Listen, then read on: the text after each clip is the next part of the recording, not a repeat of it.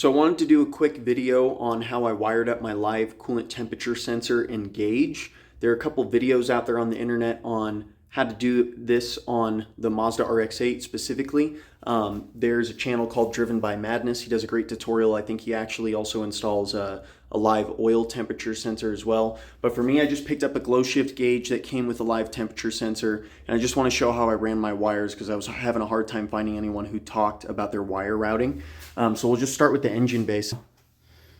So this is where I chose to put my fitting. I've seen people pull out this bracket and put the fitting here, but I decided to cut the hose and put it up here so that it's a little bit more accessible, and I just felt better about having this bracket still in here. I threaded in my NPT sensor with a little bit of Teflon, well, a lot of Teflon, and I put some good heat protection on there because we're next to a lot of coolant lines, and just err on the side of caution. I just wired it straight in. We've got a green signal wire that goes to the white wire on the sensor. In my case, that's the power, and then the black was ground. There's also a black ground wire that runs up to the gauge, but I just kind of tied it along this harness here, just ran it up, and I passed it through the firewall with the clutch cable, just because that's the smallest hole. It'll be easy for me to fill in with a little bit of silicone to make sure that no moisture gets up in there. Here's my wiring guide. The colors are kind of irrelevant unless you have the same exact colored wires. But basically what you're going to need is a constant power source, an ignition switch source. That's basically what turns the gauge on and off with your accessory. You're going to need a headlight switch source, which is what does that dimming effect that I was just showing you. And then on my gauge specifically, there's a ground wire that runs out to the sensor, and there's a ground wire that you ground in the vehicle cabin. Some gauges, you might just ground the gauge in the cabin and it doesn't have a ground wire that runs to the sensor. Some of the cheaper sensors, you just ground them in the engine bay. And there's not necessarily anything wrong with that. I just wanted to get a nicer sensor with direct wires. And then my signal wire goes straight out to the sensor. So what I did is I ran them along the windshield here. Oh, mistakes have been made. Mistakes have been made. Okay, we'll be right back. There we go. Just put this back in its OSHA approved location. Okay, back to it. I ran my wires just between the dash and the windshield here. Now you could probably find a way to get it under this plastic trim, but I didn't want to mess with that. So I just kind of gently tucked it in here. I'm sure once the gauge is mounted, the wires will stay a little bit better. Time will tell how good of a method this is, but that's how I ran it. Either way, no matter how you run them, you're going to pass them down through here. Now, because I'm on top of the trim here, I have to make sure and get it down the left side and not the right, because there's actually a trim piece that goes here which clips into this gap. So you want to make sure and run it down on this side. Do I have that piece with me? No, I just have a mess.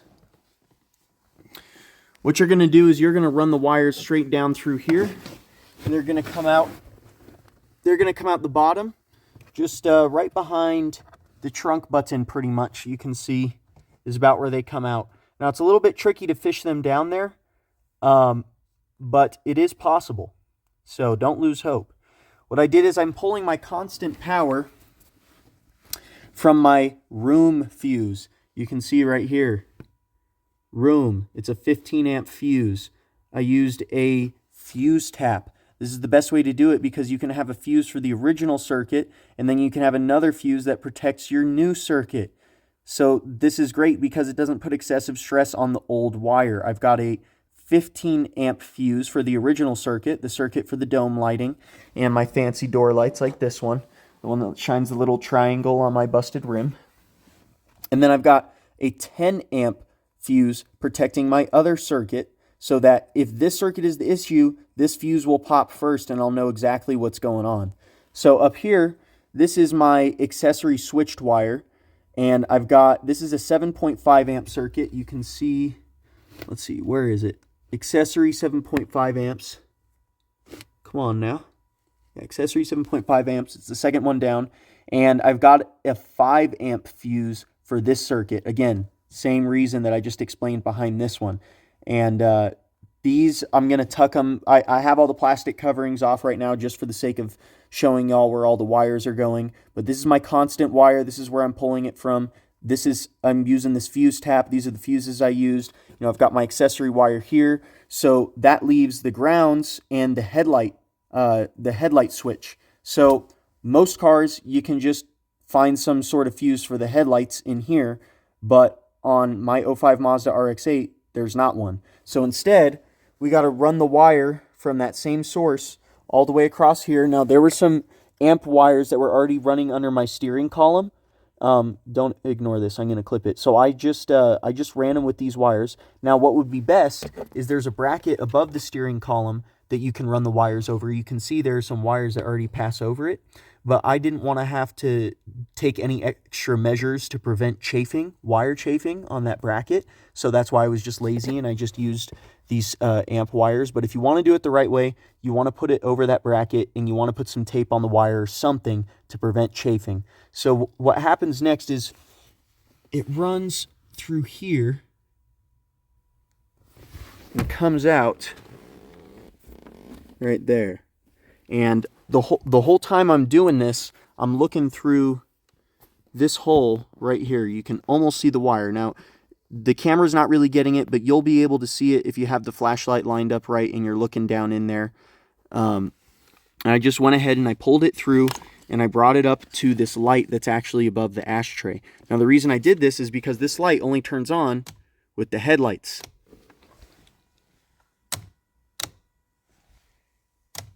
You see that? That's exactly what we want. So what we don't want is to accidentally snip the ground wire, which is what I did. So I had to fix it. But here, now that we've got the power wire, which in my case was a red wire with a yellow stripe on it, I clipped it.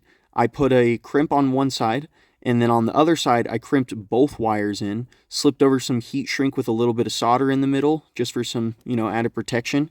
And this is how I'm running the switched power. Now, this was my main issue that I was running into, is where to pull the headlight switched power from and how to route it. What I did to get it through, because it was so tricky, is I ended up taking a tool, and I'll show it to you in a moment, but I was looking through here, and I stuck the tool through where I wanted the wire to go, and then I sort of secured the wire onto the tool and pulled it back out, and that was the easiest way for me to do this. I think it saved me a lot of time. Also, peep the socks and sandals, don't tell anyone.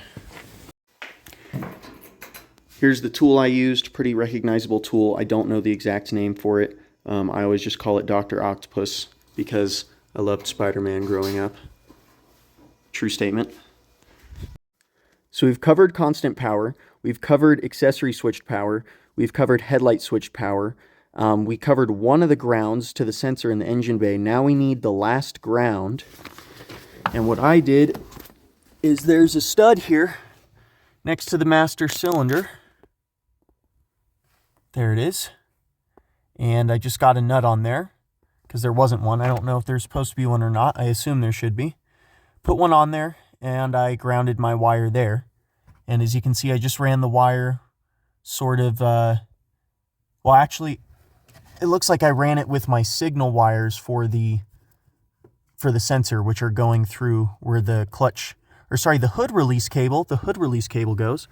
Oh, that's not what we like. We don't like that. Okay, so I'll have to put that back. Ignore that. You didn't see that.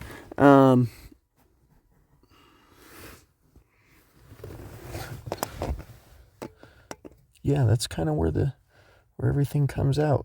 It's pretty tricky to show you with the camera, but hopefully this is a better guide than not having a guide at all. And again, you can see I've got my functional gauge.